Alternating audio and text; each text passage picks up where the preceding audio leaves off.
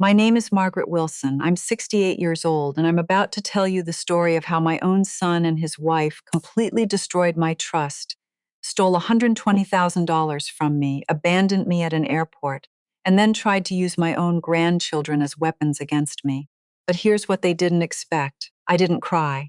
I didn't give up. I fought back, and justice prevailed. Stay with me, because this story has 5 shocking twists that will absolutely blow your mind in the ending. Well, let's just say it changed everything I thought I knew about family. If you're listening from somewhere far away, drop your city in the comments so I can see how far this story has traveled.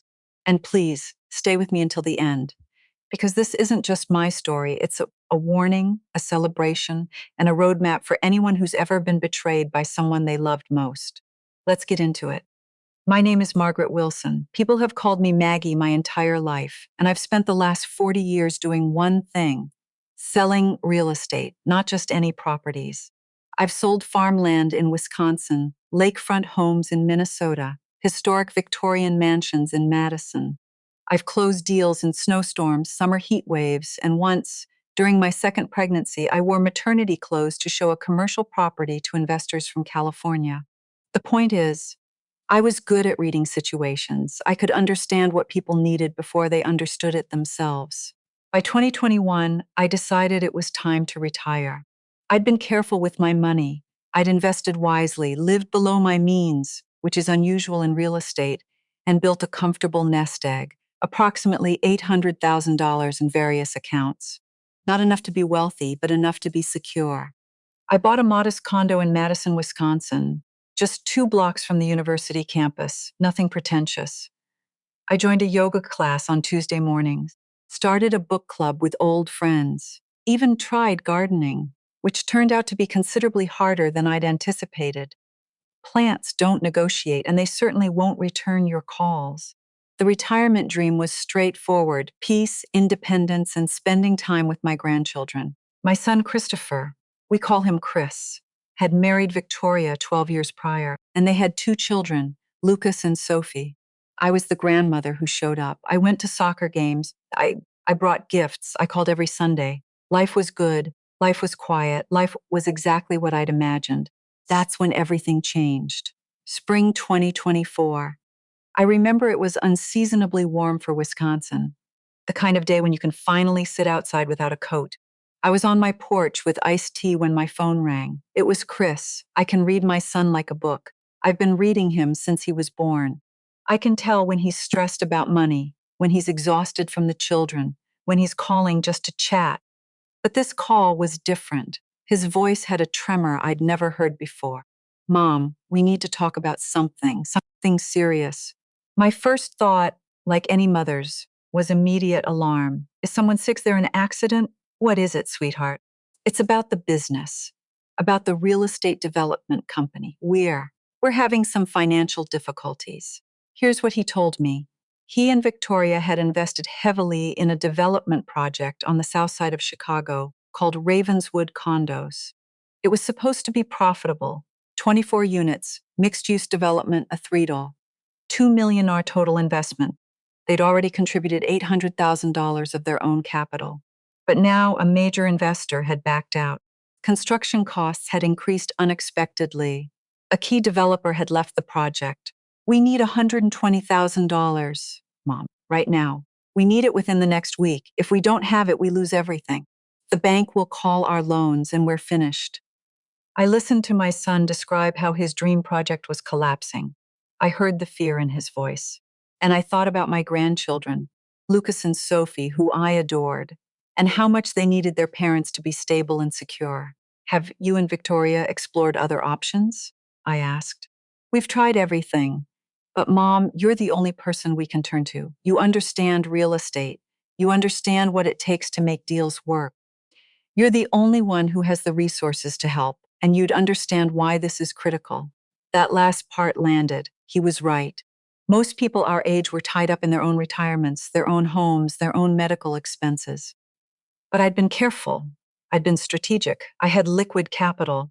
When would you be able to repay me? By next March, maybe earlier. Once the units start selling, we'll be fine. I'm not going to lie. This is going to be tight. But we will pay you back, Mom, I promise you. And I'm grateful. I'm so grateful. You're saving our family.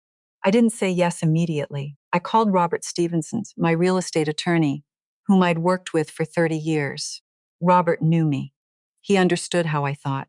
Robert, my son needs to borrow $120,000 for a real estate development project. I want to help him, but I want to protect myself. Smart, he said. Maggie, never lend money to family without proper documentation, not even to your children. So Robert drafted a formal loan agreement. It was straightforward, $120,000, 4% annual interest, repayment by March 2025, with a security interest in any real property Chris and Victoria owned. In legal terms, I had a lien. If they didn't repay me, I could force the sale of their house. I sent the agreement to Chris. He signed it without complaint. In fact, he signed it and returned it within 2 days. You're a lifesaver, Mom, he said when he confirmed the transaction. We will not let you down, I promise you. May 2024, I transferred $120,000 from my savings account into Chris's business account. At that moment, I felt like a good mother. I felt like I was doing the right thing. I was helping my son through a genuine crisis. That's what families do, isn't it? That's what you're supposed to do. At least, that's what I believed. For the first 2 months, everything seemed fine. Chris called me every Sunday, just like he always did. He updated me on construction progress at Ravenswood condos. He complained about contractors and inspectors. Victoria was apparently managing cash flow, which meant she was securing additional funds to keep the project moving forward. Everything appeared normal. Everything was a lie. In July, I decided to visit Chris and Victoria in Chicago. I wanted to see the condo project with my own eyes. I wanted to understand where my money was going. And honestly, I wanted to spend time with Lucas and Sophie. When I pulled into their driveway, I felt my chest tighten. The house wasn't what I expected.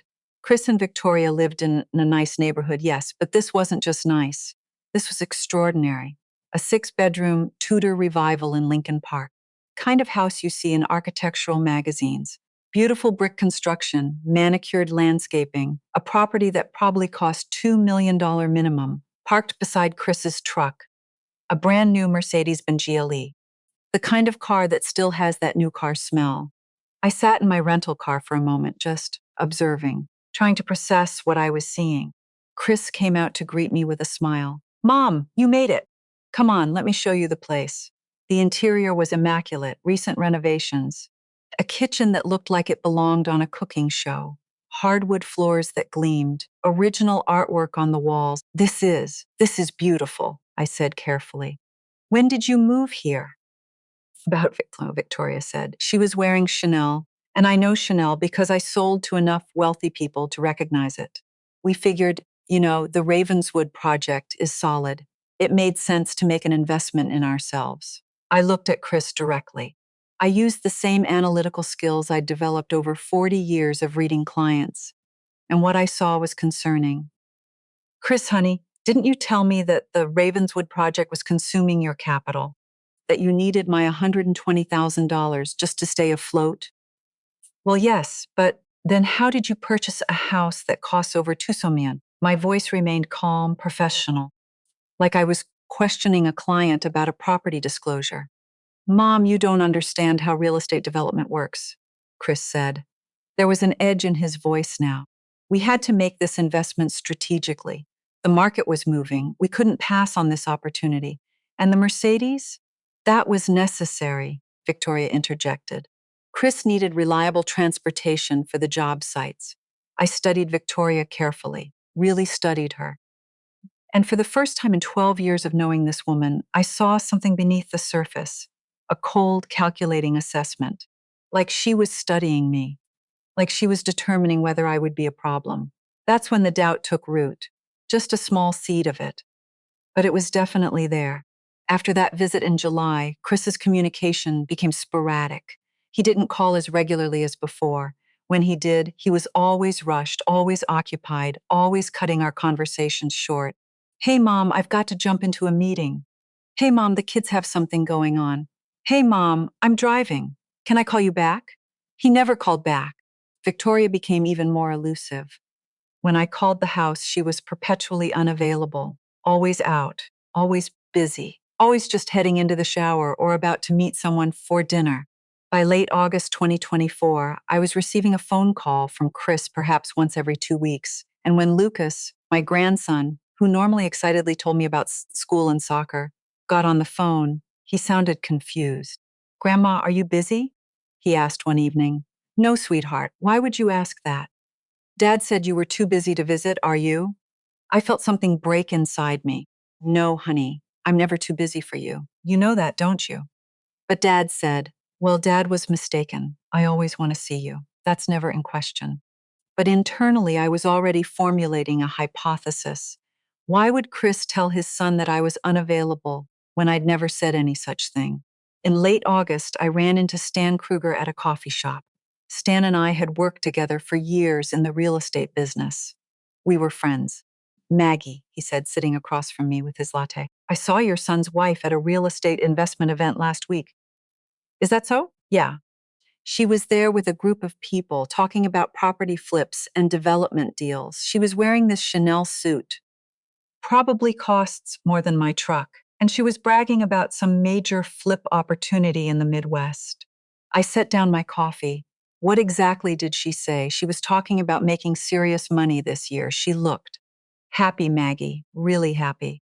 Not like someone with cash flow problems. Something cold moved through me. "Did she mention Ravenswood condos?" I asked. "No idea what that is. Why?" "Just. Thank you for telling me." After Stan left, I remained in that coffee shop for another 30 minutes staring at my cup. Something was deeply wrong. I could feel it the same way I've felt market shifts for 40 years. An intuitive sense that the ground beneath is about to shift. I called Robert Stevenson that afternoon. "Robert, I need a referral for a private investigator, a competent one." There was a long pause. "Maggie, is this about the loan?" "Yes." "Are you sure about this?" "It's going to hurt. I need to know the truth." He gave me Frank Morrison's information. Frank had been a detective with the Wisconsin State Police for 20 years before going independent. He had a reputation for being thorough and discreet. When I met with Frank at his office the following day, I was direct. "Frank, I need you to investigate my son and his wife. I need to know if a real estate development project called Ravenswood Condos is legitimate. I need to know what they did with $120,000 I gave them. And I need you to tell me whether my son is lying to me." Frank nodded slowly. "This is going to be painful, Maggie. Are you prepared for that?" "I am." "Then let's get started." Frank called me 2 weeks later and asked me to come to his office.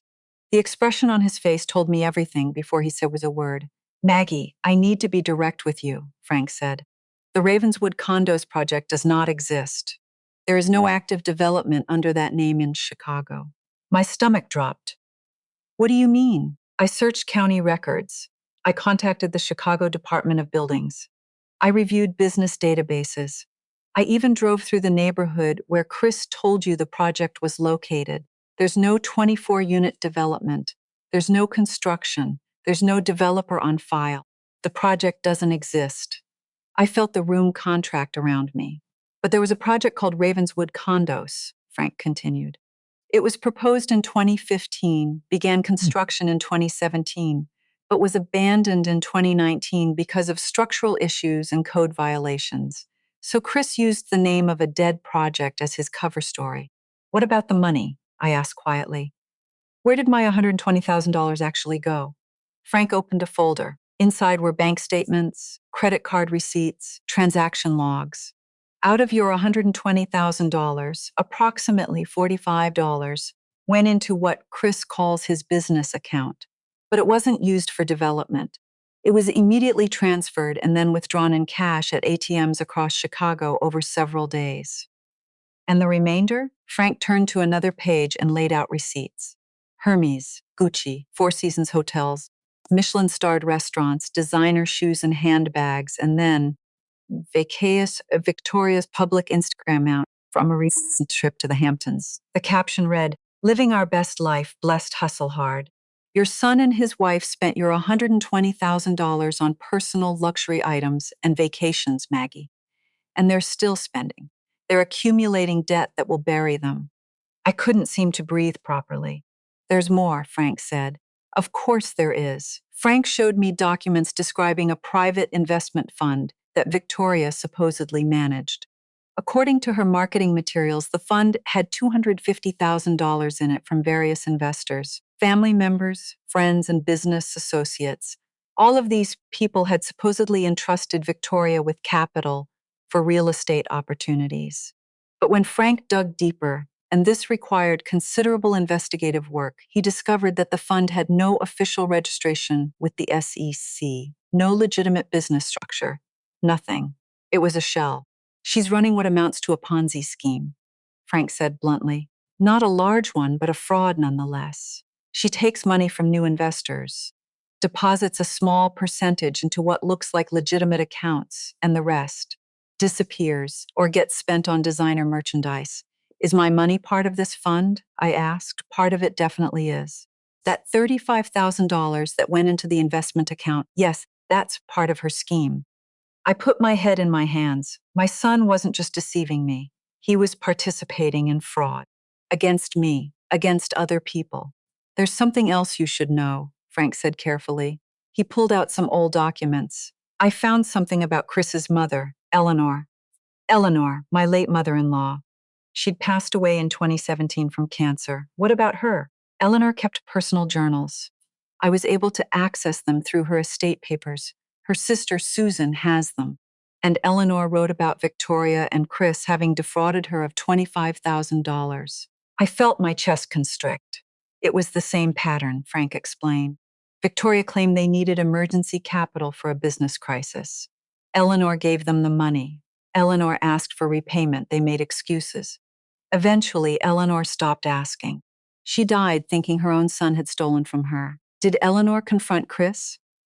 According to her journals, she tried, but Chris always defended Victoria. He made excuses. And eventually, Eleanor decided it wasn't worth damaging their relationship before she died, so she just accepted it. I stood up and walked to Frank's window. I looked out at the street below, normal people living normal lives, and I felt completely untethered, like everything I believed about my family was evaporating. Frank, what do I do? You have options, he said carefully. You could confront them. You could go to law enforcement. You could hire a lawyer and pursue the loan agreement aggressively. Or you could continue investigating to see how deep this goes. How deep does it go? Let me find out. Over the next 2 weeks, Frank uncovered something far worse than a simple family fraud. He discovered a criminal enterprise. Victoria wasn't operating alone. She was part of an organized network, a coordinated group of people who specifically targeted wealthy family members and ran sophisticated confidence schemes. Frank found bank records linking Victoria to 7 other people. A woman operating in Michigan, a man in Illinois, someone in Wisconsin. They all used the same method. Identify a wealthy family member, manufacture a financial crisis, extract capital, spend it on luxury items, and repeat. The victims weren't random. They were selected strategically. Frank found a spreadsheet on Victoria's cloud storage account. She was remarkably careless about her digital security that literally listed potential targets. Names, ages, estimated net worth, family relationships, and what Victoria called vulnerabilities. And there, listed on that spreadsheet, were at least 6 other names besides mine, plus Eleanor's name, marked completed transaction. Maggie, Frank said, his voice grave. Your daughter-in-law is part of an organized fraud ring that's been operating across 6 states. The total amount stolen is probably in the millions. But then Frank discovered something that changed my understanding of everything. Chris had tried to extract himself. Twice. In February, Frank found emails between Chris and Victoria. Chris wrote, "We have to stop. This is wrong. We have to tell Maggie's attorney everything." Victoria's response was ice cold. "If you do that, I'm done with you. I'm taking Lucas and Sophie, and you'll never see them again. Your mother will own your house. You'll be divorced and penniless. Is that what you want?" In a later email from July, Chris wrote, "Victoria, I can't do this anymore. I feel sick." Her response, "Tough, you're already involved. And if you think you're going to betray me now, you need to remember what I know about you." There were veiled threats, financial control over Chris, manipulation, emotional abuse. My son wasn't the mastermind of this fraud. He was trapped by someone he'd married. He was being coerced. I felt something shift inside me. I was furious at Chris for lying, but I was absolutely enraged at Victoria for everything else. It was September 5th, 2024. I'd been sitting on Frank's information for a week, trying to process what I'd learned. I called my sister Patty.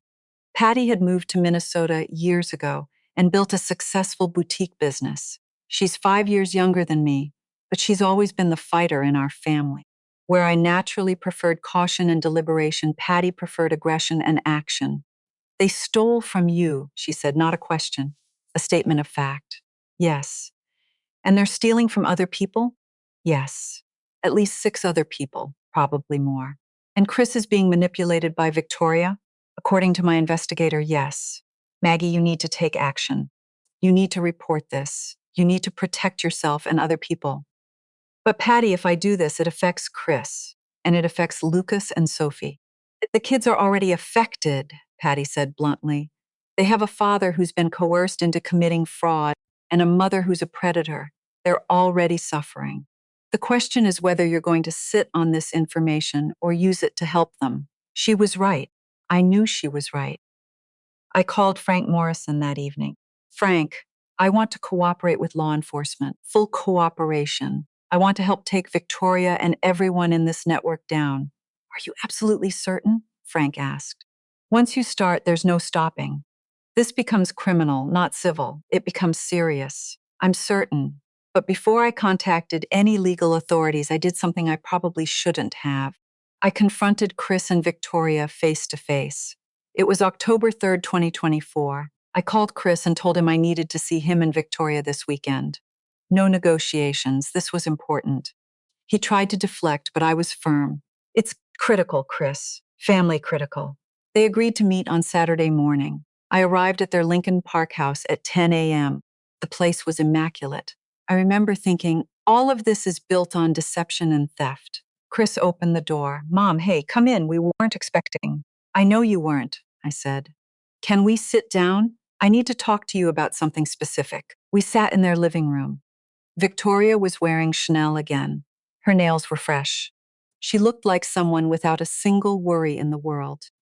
I want to talk about Ravenswood condos, I said directly. I want you to tell me everything you've been hiding. Color drained from Chris's face. Victoria's expression didn't change, but something cold flickered behind her eyes. Mom, I don't know what you're talking about, Chris began. Stop, I said. I've hired a private investigator. I know about the fake project. I know about the investment fund. I know about Eleanor. I know about the network. I know all of it, Chris. Now I want to hear it from you. Victoria stood up. You know what, Maggie? I'm done with this conversation. Sit down, I said quietly. She didn't. Instead, she looked at me with genuine contempt. You're just a bitter old woman who's jealous that Chris has a life of his own. You want to control him. You want to make sure he stays dependent on you. Well, guess what? He doesn't need you, and neither do the kids. That hurt. That actually hurt, physically. We have a legal contract, Victoria. You're going to return my $120,000, or I'm going to pursue every legal option available to me. Or what? Victoria laughed. It was a terrible sound. You'll sue your own son? You'll try to take away your grandchildren's home? Go ahead, Maggie. Try it. See who the courts believe. The struggling parents trying to build a life, or the wealthy retired woman squeezing them for money. She looked at Chris. Tell your mother you're done with her. I watched my son. I could see him wrestling with himself. I could see the fear in his eyes. He was terrified of Victoria, terrified of losing his children, terrified of everything. His voice shook. I don't want to hurt you. But Victoria's right. We need to focus on our family. Your family needs you to be honest, I said. Your kids need a father who tells the truth. You don't know anything about what he needs, Victoria said sharply. And frankly, Maggie, you're not welcome here anymore. I think you should leave. I should have seen it coming. But I was too hurt, too angry, too betrayed. 1 week later, Chris called me. His voice was softer than it had been in months, apologetic, almost conciliatory. Mom, I'm sorry about last week. Victoria was out of line. I hate how things happened. I want to make this right. I think we should all talk, figure this out together. I was skeptical, but he was my son, and I still had hope that maybe, just maybe, he'd come to his senses. I have an idea, he said. What if we all went on a family trip? Me, Victoria, Lucas, Sophie, and you. Just a weekend getaway. We could talk things through. Maybe go to Denver or something.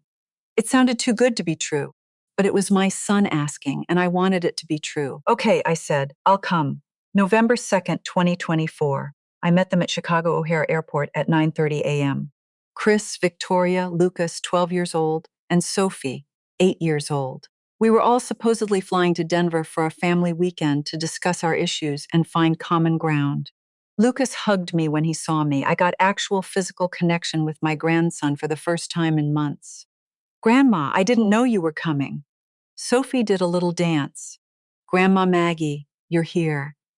I felt my heart settle a little. Whatever was happening with the adults, at least I had my grandchildren back. We checked in. We went through security. Everything seemed normal. But Chris and Victoria kept exchanging looks, checking their phones, whispering to each other. I noticed, but I tried to ignore the warning signs.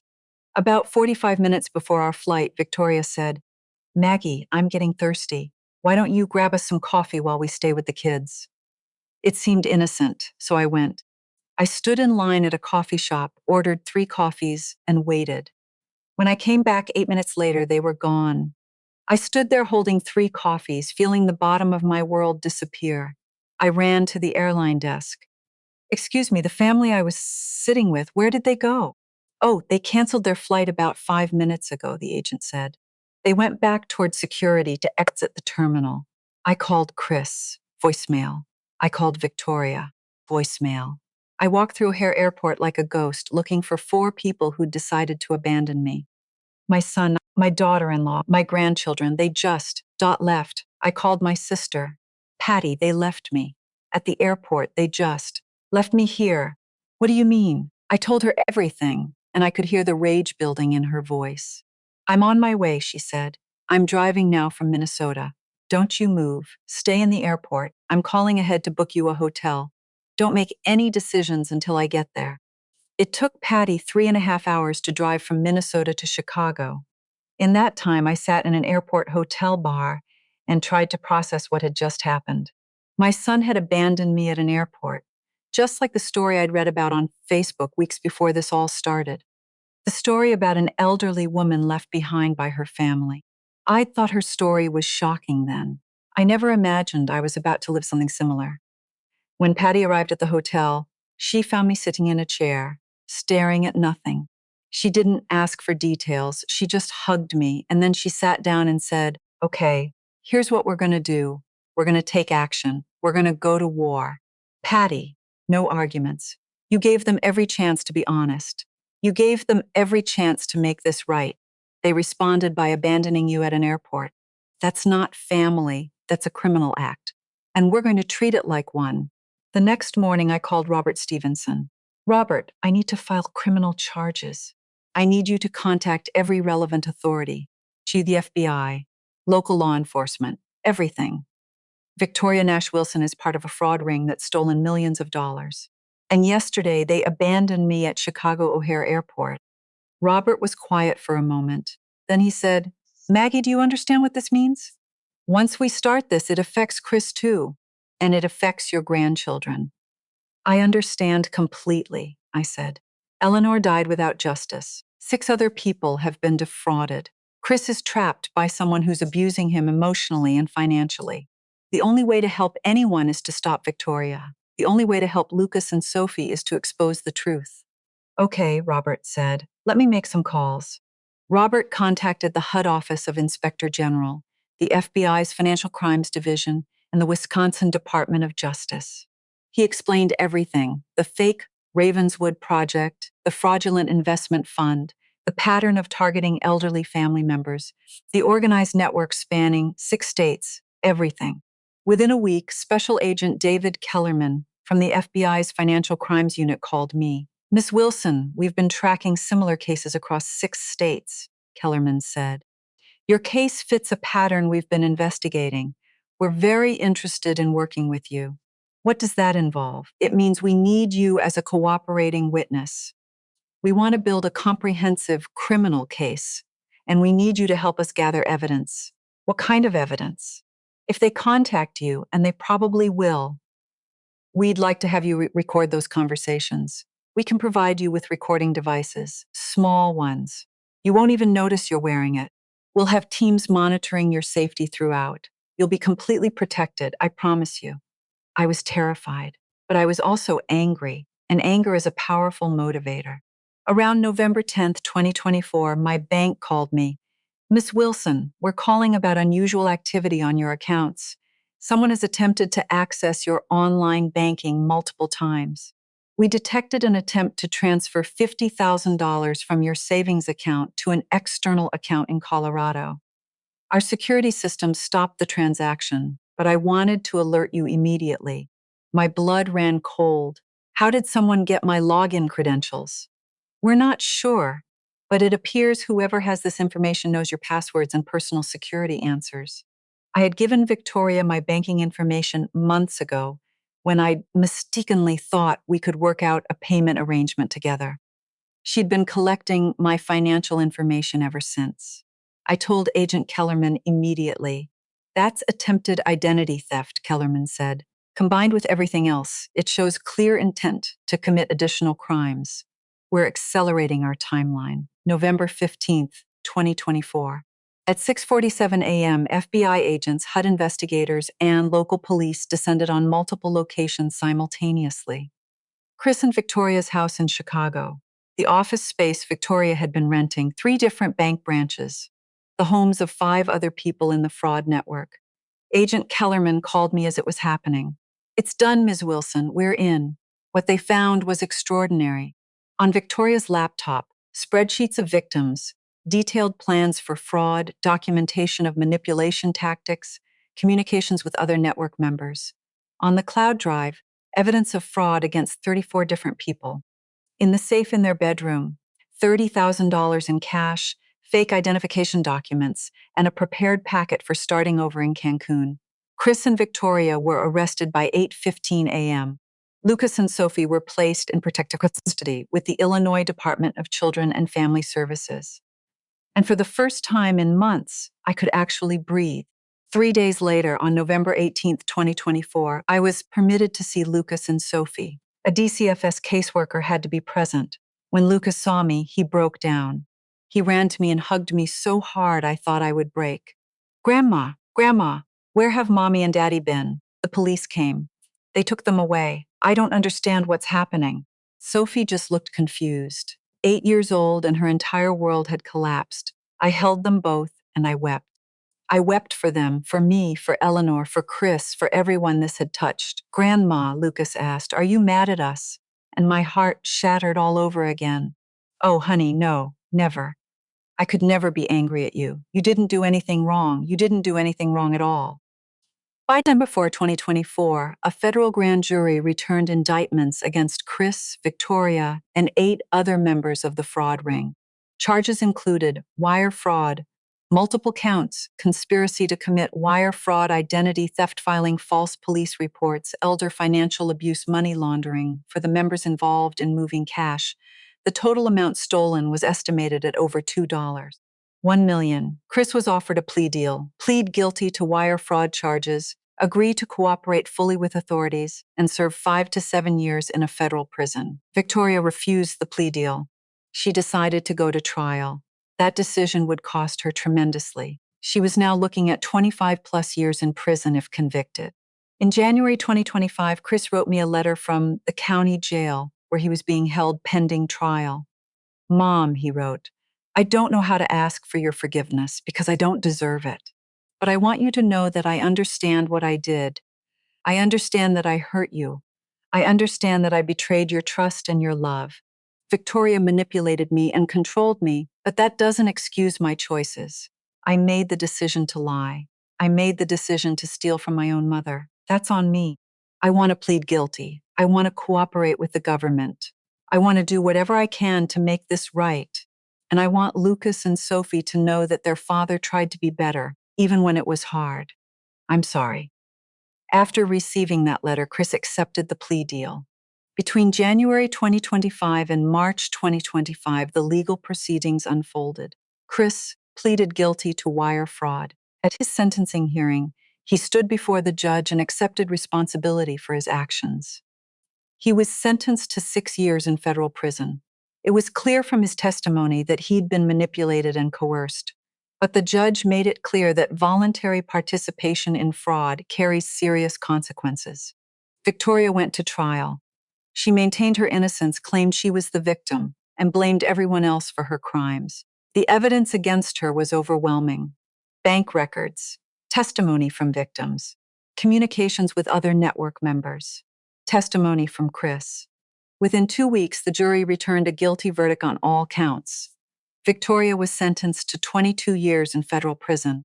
The other 8 members of the network faced various charges. Most took plea deals. Sentences ranged from 2 years to 12 years. The court ordered restitution for all victims, totaling $2, $1 million, from Chris's and Victoria's payments, made through their remaining assets and future wages. I would recover my $120,000 principal plus interest, but I made a decision. I donated $25,000 of that recovery to establish the Eleanor Wilson Memorial Fund, a fund dedicated to educating elderly people about financial fraud and protecting vulnerable seniors. By February 2025, custody of Lucas and Sophie was resolved through the court system. My sister Patty filed to become their legal guardian. The court approved it. By late February, Lucas and Sophie had moved to Minnesota to live with Patty. It wasn't easy for them. They had nightmares. They had behavioral problems. They had to begin therapy to process what their parents had done and what they'd experienced. But slowly, as the months passed, they began to heal. By summer 2025, Lucas had joined a youth soccer league. Sophie had started taking art classes. Every Sunday they called me, and sometimes quietly they called me their hero, which broke my heart because I didn't feel like a hero. I felt like a grandmother who'd lost precious time with her grandchildren that we could never get back. But I was working to build something new with them, something based on honesty, something that would last. By June 2025, I'd made a decision about what to do with the rest of my life. I was not going back into quiet retirement. Yoga and book clubs and gardening felt hollow now. Instead, I started working with an organization dedicated to senior financial safety. I became a certified fraud prevention educator. I traveled to community centers, senior centers, and church groups giving talks about financial safety and recognizing fraud. Here's what I learned. I would tell audiences of elderly people, love does not mean enabling. Trust does not mean blind trust. Family is important, but your financial security is equally important. If someone asks you to keep a loan quiet, or if someone pressures you to give them money without a written agreement, that's a red flag. That's not love. That's manipulation. I wrote about my experience. I gave interviews to podcasts. I became an advocate for other people who'd been defrauded by family members, and somehow that gave my suffering meaning, that made the betrayal and pain feel like it served a purpose. June 17, 2026. Today, right now, I'm 68 years old. I've lived through a betrayal that could have destroyed me. Instead, it transformed me. I'm not the same Maggie who retired in 2021. That woman was too trusting, too quick to help without protection, too willing to sacrifice her own financial security for someone else's comfort. The Maggie sitting here today has learned something crucial. Love and boundaries can coexist. In fact, they must. You can love your son and still hold him accountable.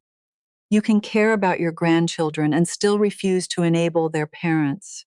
You can want to help someone and still protect yourself. That's not cold. That's not unloving. That's wisdom. Chris is in federal prison in Wisconsin, serving year 2 of his 6-year sentence. He's been a model inmate. He works in the prison education program, helping other inmates study for their GEDs. I haven't visited him yet. I'm not ruling it out. Maybe someday. Victoria is in federal prison in Illinois. She's been classified as a high-risk inmate due to her attempts to manipulate guards and other inmates. She'll be eligible for parole in 2047. She'll be in her 90s when she gets out, if she gets out. Lucas is now 14 years old and thriving. He's on the state travel soccer team, and college recruiters are already watching him. He's planning to study engineering. Sophie is now 10 years old and has become an accomplished young artist. A piece of her artwork was selected for a regional youth art exhibition. She's creating these elaborate, beautiful pictures of families. And interestingly, the families in her drawings now include Patty and me. Patty has been a wonderful guardian. She's given Lucas and Sophie the stability they desperately needed. She's also written a cookbook called Cooking for Your Chosen Family, which has been moderately successful. More importantly, she's become the mother figure that Victoria never was. I've been thinking a lot about what family actually means. For 40 years, I thought family was something automatic, something you were born into, something that carried obligations regardless of how people treated you. Now I understand that is something you choose. Every single day, you choose whether to show up for people. You choose whether to be honest with them. You choose whether to let them hurt you or hold them accountable. Patty is my family, not just because she's my sister biologically, but because she showed up for me when I needed her most, because she believed in me, because she was willing to fight alongside me. Lucas and Sophie are my family. They always will be, regardless of what their parents did. And they're learning something I wish I'd learned earlier. Real family looks like consistency, honesty, and unconditional support. Agent Kellerman, who helped me bring Victoria down, became something like a friend. Robert Stevenson, my attorney, showed me what it means to do the right thing even when it's complicated. Frank Morrison, the private investigator, proved that truth matters. Those people are more family to me than Chris in many ways. And that's okay. That's actually beautiful. If you're listening to this and you recognize yourself in my story, if you've been betrayed by family, if you've been manipulated by someone you love, if you've been gaslit into thinking you're the problem when you're actually the victim, I want to tell you something. You're not alone. You're not crazy. You're not overreacting. And you're stronger than you think.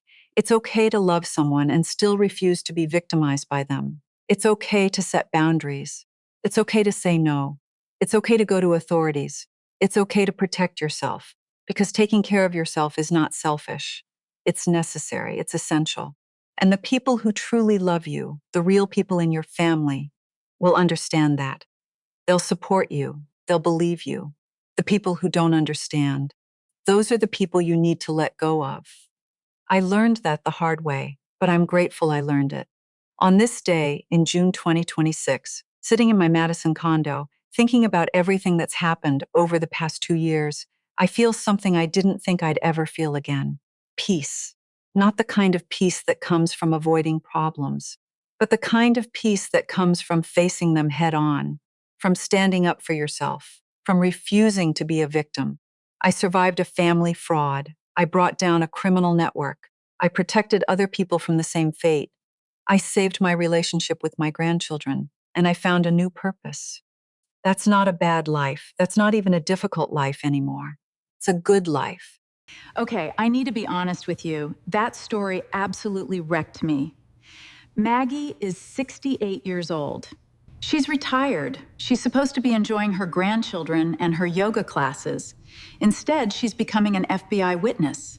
She's investigating her own son and rebuilding her entire life. But here's what gets me. She didn't spiral. She didn't blame herself. She got strategic. She got angry. And she got even. But not revenge, J. Eustace even. There's a huge difference. Family isn't something you're stuck with because of DNA. Family is something you build with people who actually deserve it. People who show up, people who tell you the truth, people who protect you instead of exploiting you. Her sister Patty, real family. Her grandchildren, real family. That FBI agent, real family in the ways that matter. But her own son, not family anymore. Maybe someday, but not now. And I think that's beautiful and heartbreaking at the same time. If you're watching this right now, and you're in a situation where someone you love has hurt you, please know, you are not obligated to forgive them. You are not obligated to keep quiet. You are not obligated to protect them at the expense of yourself. You deserve honesty. You deserve respect. You deserve actual, genuine family, whether that's biological or chosen. Thank you so much for watching all the way through. Drop a comment, tell me what you think, and subscribe. There are stories like this coming regularly. And if you're listening from somewhere far away, please drop your city in the comments. I want to see how far Maggie's story has traveled. See you next time.